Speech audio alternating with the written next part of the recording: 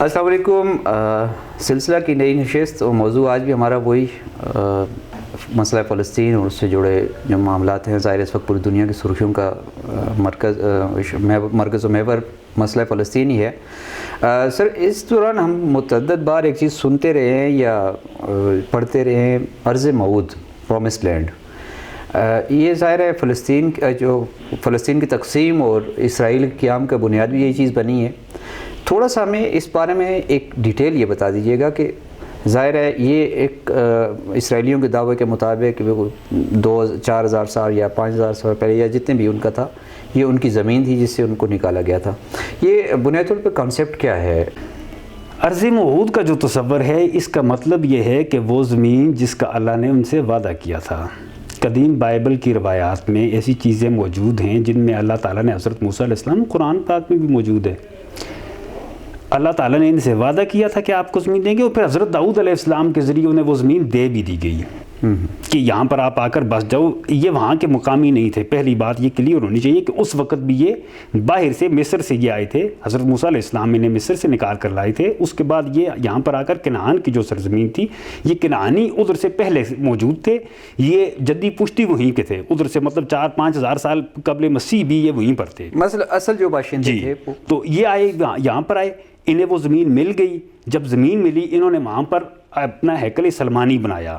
ہیکل سلمانی سلمان علیہ السلام نے بنایا, جو حضرت داؤد کے فرزند ارجمند تھے. حضرت داؤد علیہ السلام کی بادشاہت مشہور بادشاہت ہے. حضرت داؤد علیہ السلام کے وقت انہیں وہ ارض موعود ملی. پھر حضرت سلمان علیہ السلام کا دور آیا, اور یہ بات ہے 957, مطلب یہ 1000 قبل مسیح, حضرت عیسیٰ علیہ السلام سے 1000 سال پہلے انہوں نے وہ ریاست بنائی. ارض موعود کو ان کا وعدہ پورا ہوا. پھر انہوں نے نافرمانیاں شروع کر دی, اور پھر اللہ کے وعدے کے مطابق اللہ نے ان سے وہ چیز چھین لی. اور وہاں پر اس وقت ایک حکمران تھا بابل کا. وہ بابل والے جو بابل کی بادشاہ تھی, جو آج کل عراق ہے, نینوا, بابل, بغداد ہے, یہاں پر ان علاقوں سے ایک لشکر اٹھا. اس لشکر نے, عراق کے بابل والوں کے لشکر نے جا کر انہیں تحقیق کیا. 400 سال یہ وہاں پر رہے. 900 سے لے کر مصر سے جب یہ نکلے, حضرت موسیٰ علیہ السلام کے ظاہر ایک بڑا مشہور واقعہ ہے جو مذہبی کتب کے ہمارے قرآن پاک میں بھی اس کا ذکر ہے. یہ بھی مصر سے نکلے, اور پھر کتنا عرصہ وہاں پہ یہ آباد رہے, کہ جس کے بعد 400 سال 450 سال یہ یہاں پر کنعان میں آباد رہے. 450 سال بعد 560 یا 550 قبل مسیح میں حضرت عیسیٰ علیہ السلام سے 550 سال پہلے بابل کے بادشاہ نے حملہ کیا اور انہیں وہاں سے نکال دیا, اور وہ ساتھ انہیں پکڑ کر اپنے لے آیا, غلام بنا کر لے آیا. پھر ایران کے بخت نصر نے جا کر انہیں چھڑا کر واپس لے جا کر وہاں پر انہیں چھوڑا.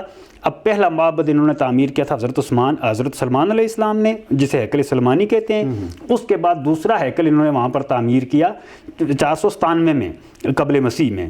مطلب یہ ہے کہ حضرت عیسیٰ علیہ السلام سے 500 سال پہلے دوسرا وہاں پر انہوں نے بنایا. وہ چلتا رہا, پھر وہ 400 سال وہ چلا, اور پھر حضرت عیسیٰ علیہ السلام کی ولادت کے 70 سال بعد 70 عیسوی میں ہم دیکھتے ہیں کہ روم کی جو اس وقت بازنطینی امپائر تھی, اس کی جو روم کی جو سلطنت تھی, اس سلطنت نے وہاں پر حملہ کیا, اس کو بھی تہہ کر دیا. دوسری مرتبہ بھی اس کا نام و نشان مٹا دیا, اور یہودیوں کو وہاں سے ختم کر لیا, یا وہاں پر رومیوں کا قبضہ ہو گیا, اور رومیوں کے قبضہ وہاں پر برقرار رہتا ہے آگے چل کر قسطنطین تک. قسطنطین جس کے نام پر قسطنطینیہ ہے,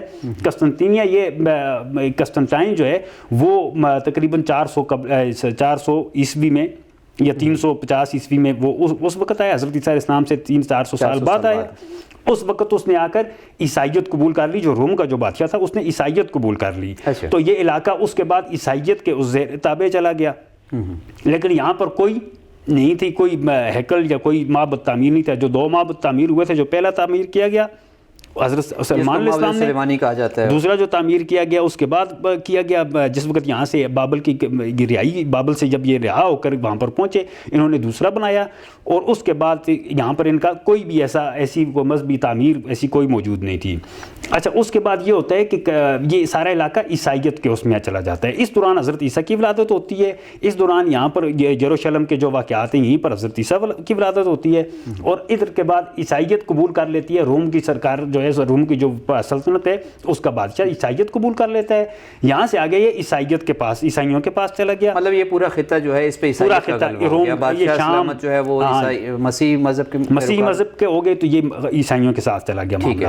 اور یہودی اس دوران پھر تتر بتر ہو گیا سارا. اس دوران یہودی ختم ہو گئے, یہودی ختم, ادھر وہاں پر کوئی یہودی نہیں تھا, یا اکا دکا اگر کہیں پر رہتے ان کے کوئی قبائل تھے بھی تو بھی ان کی اتنی حیثیت یا اتنی تعداد نہیں تھی کہ وہ کچھ کر پاتے. صحیح.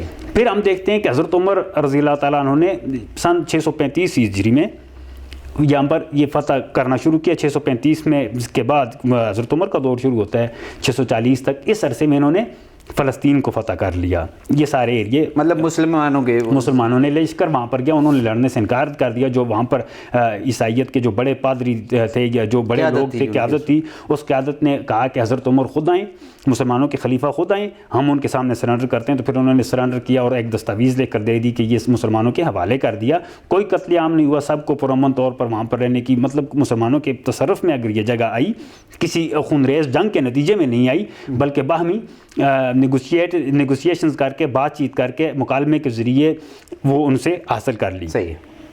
اب 1400 سال گزر چکے ہیں, ان کا کسی بھی صورت میں دعوے کو قانونی اگر ایک جگہ پر مانا جاتا ہے, یار یہ میری باپ دادا کی جگہ تھی, میرا پردادا یہاں پہ تھا, سنیں, تو پھر دنیا کے ہر ملک کو یہ ان کا کلیم یہ کہاں پر کر سکتے ہیں. ان کی جو ڈی این اے ان کا بتاتا ہے, ان کو مشرقی یورپ کا ڈی این اے دیتا ہے, انہیں فلسطین کا ڈی این اے نہیں ہے ان کا.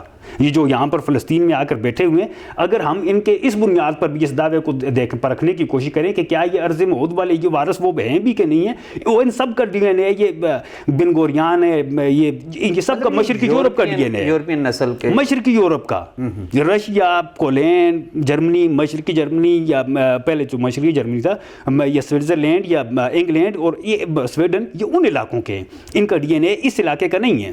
وہاں پر جو یورپین اقوام ہے یہ یورپینز میں سے آتے ہیں. اب یہاں پر ہمیں یہ سمجھ نہیں آتی ہے کہ یہ کون سی ارض موعود کی بات کرتے ہیں, یہ اس کی کرتے ہیں, وہ تو مل گئی. قرآن نے بھی بتا دیا کہ وہ ملی تھی, پھر انہوں نے نافرمانی کی وجہ سے گنوا دی. جب مل گئی, گنوا دی گئی, اب تیسری مرتبہ اس کا کلیم کرنے کا کیا حق بنتا ہے؟ اگر ہم اس دعوے کو مانتے ہیں تو دنیا کی ہر جگہ پر کسی نہ کسی کا, کیا میرے اور آپ کے اجداد کہیں سے نہیں آئے؟ ہم جا کر آج وہاں پر اس کلیم کر سکتے ہیں کہ 1850 میں یہاں پر میرے جد تھے, یا میرے پیچھے چلے جاتے ہیں 10ویں صدی پہ, میں جا کر آج میں کہتا ہوں کہ یہاں پر ہمارے اجداد جی فلاں جگہ پہ رہتے تھے, میں جا کر میں وہاں پر کلیم کر سکتا ہوں کہ یہ میری جگہ ہے. سوال یہ ہے کہ کیا اس دعوے کی کوئی تاریخی کسی قسم کی کوئی حیثیت نہیں ہے؟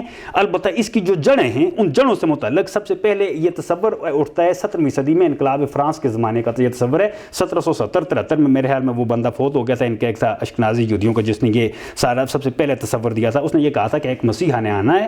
وہ جو تاریخی روایتیں مسلمانوں کے ہاں بھی موجود ہیں, ایک مسیحا نے آنا ہے, تو وہ مسیحا کے لیے وہ جو سرزمین ہے تو وہ یہ والی ہے, تو لہٰذا یہ زمین ہم یہودیوں کو دی جائے تو وہ ہم میں سے آئے گا. وہ اس نے کیا تھا. پھر بعد میں بہرحال وہ بھاگ گیا, اس کی اس سوچ کو پنپنے نہیں دیا گیا, لیکن یہ ہے کہ اس نے اپنے مسیح کا تصور تو میرے, اس نے دعویٰ کیا کہ میں ہوں. وہ جو تھا ظاہر ہے بہت سارے اس میں, ہاں, وہ اس نے انقلاب فرانس کے دوران یورپ کا تھا, جرمنی کا تھا. اشکنازی یہودی اس کی, جو اس کے بعد اشکنازیوں کا فرقہ بنا, جو اس وقت یہاں پر سارا فساد یا جس کی جڑ ہیں وہ. اچھا, انہوں نے یہ کیا, اس نے یہ کہا کہ ایسا ہے, لیکن اس پر پھر ایک رائے عامہ بناتے گئے. جس وقت 1897 آیا, 1897 میں وہ سارے یہودی اکٹھے ہوئے, انہوں نے زائنسٹ کا ایک پروگرام ترتیب دیا کہ ہم یہاں پر صہیونی ریاست بنائیں گے, اور اس کا مذہبی جو پس منظر ہے وہ ادھر سے یہ نکالیں گے, اور دنیا کو ہم اس طرح میڈیا کے ذریعے دھوکہ دیں گے. یہ سارا دھوکے کا ایک جال بنا گیا, اور اس جال پر پھر عمل پیرا ہو گئے. عمل پیرا ہونے کے بعد انہوں نے مختلف جگہوں پر جا کر مختلف بادشاہتوں میں, اس وقت پہلے عثمانی تھے, پہلے عثمانیوں کے پاس آئے, پھر عثمانیوں نے انہیں انکار کر دیا کہ ہم یہاں پر اپنی ریاست بنا دیں, یہودی قومی ریاست کا تصور دیا, وہ منظور نہ ہوا تھا. برطانیہ حکمران ہے, اب یہ جگہ برطانیوں کو دلوا کے, برطانیوں کے ساتھ معاہدے کروا کے, پھر برطانیہ سے یہ جگہ لے کر پھر یہاں پر لوگوں کو لا کر بسا کے, اور پھر ایک ریاست کا قیام. اور یہ جو تاریخ کے تسلسل میں آ رہا ہے, اور اس کو جو جواز فراہم کرتی ہے ہمارے لوگوں کا یہ کہنا کہ یہ ارض موعود کے یہ بھی وارث ہیں, اور پھر لوگوں میں یہ بات پھیل جاتی ہے, لوگ کہتے ہیں کہ جی چلو جی وارث ہیں, وہ وارث ہیں. جو اسے کہتا ہے کہ اسرائیلی ہے, اس کی لاجک اس طرح نہیں بنتی جس طرح بنا کر پیش کی جاتی ہے. ایسے کوئی تاریخی حقائق موجود نہیں ہے, کوئی تاریخ ان کی کسی بھی دعوے کی تصدیق نہیں کر رہی ہے, کسی بھی دعوے کی, کسی ایک دعوے کی. لیکن انہیں یہاں پر ان کی موجودگی, ان کی طاقت, ان کا تسلط, ان کے پیچھے مغرب کی پشت پناہی, یہ چیزیں انہیں جواز دیتی ہیں